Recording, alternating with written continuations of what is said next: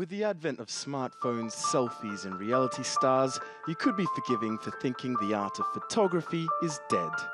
But thanks to awards like the Prix Pictet, the medium is being celebrated and promoted. Started by the Swiss bank Pictet Group in 2008, Prix Pictet celebrates artistic photography that takes a close-up look at the issues of sustainability. You've had lots of different themes, including in the past consumption, growth and power. In its sixth series, the Pictet Prize has a theme of disorder. Do you want to tell me a little bit about what you were trying to get people to express there? Yeah, I mean, what we look for in the theme is that we try and make themes which are subtle and elusive rather than straightforward and logical.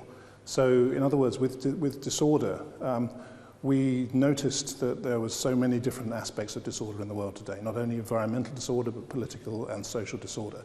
So we really wanted to try and capture those ideas within the theme. Previous winners include Nedar Kanda, Benoit Akin and Michael Schmidt.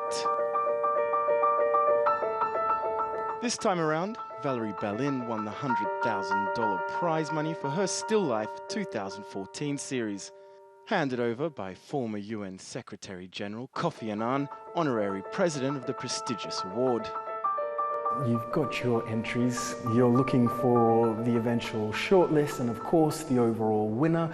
What exactly is it that you're looking for, say, in a picture like this? Well, in a picture like this, well, actually what we're looking for when we shortlist our artists, we are looking for a high degree of artistic ability. And also, the important thing is that the pictures have something to say beyond straightforward artistic production. So someone like Valerie Bellin, who won last year, produces what looks in the initial eye to be straightforward fine art works. But when you begin to dig, what you find is that she's producing work which is about the international flotsam of the markets, the stuff, the rubbish, the junk that we buy. Gideon, you were shortlisted for the Pictet Prize for your series, Drowning World. I wonder what attracted you, both the theme, i.e. the floods, and also the places that you go to? Well, I mean, I've been photographing floods for the last 8 years, and for my Drowning World project, I've been to 12 different countries. There's something about the symbol and the image of the flood which is both very old and very ancient.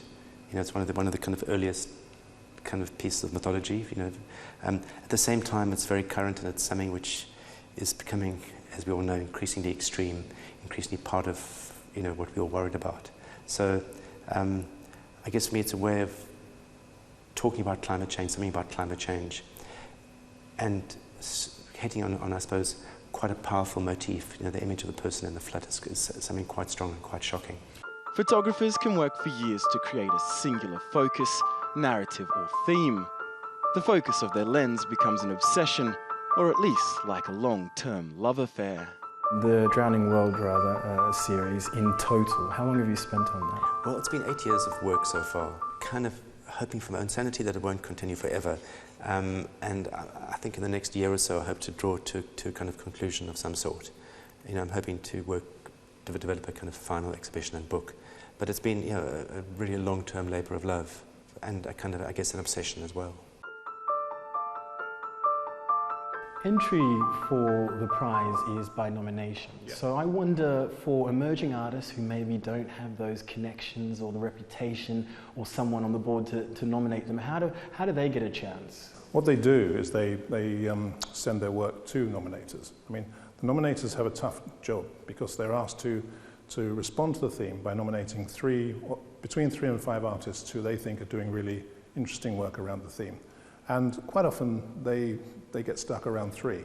So there's always an opportunity for nominators, for the artists who have not been nominated or think they don't know enough about the nominators to get in touch with them and say, would you put my work forward? That's perfectly acceptable.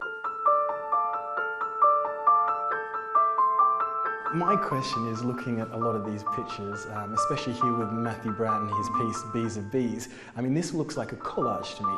So when is it a photograph, and when is it simply a bit of contemporary art?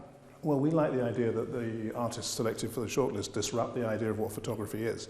In fact, Matthew Brandt's work uses a very ancient photographic technique called biochromatic printing. And what he's done is he's collected these bees, he's taken photographs of the bees, and then he's collaged the bees on top of the photographs. And the effect is stunning. I mean, not only is the effect stunning, but what he's saying with these photographs is, look guys, the bees die, we all die.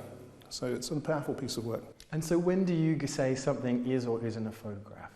Well, for me, this is a photograph. Well, it's not up to me to say when it isn't a photograph. If it doesn't get past our jury, who will decide whether it's a photograph or not, then it doesn't get in the show. But for me, this is a straightforward photograph. We have other examples in the show. Sophie Ristelhuber, for example, who uses the internet to create her work. Now, is that a photograph, or is that just images taken from the internet and collaged together in a different way? My view is they're both photographs, as much so as the sort of straightforward photojournalism that you see in Brent Sturton and perhaps even in other Matthew Dunjuk from Ukraine. They're all essentially photographs. We make no distinction between fine art and photojournalism, and we like the idea, as I said, that we're challenging the boundaries of what photography can be. The medium might be changing, but Prix Pictet is celebrating, embracing, and challenging the art form for a global audience. Jason Mansoret, TRT World, London.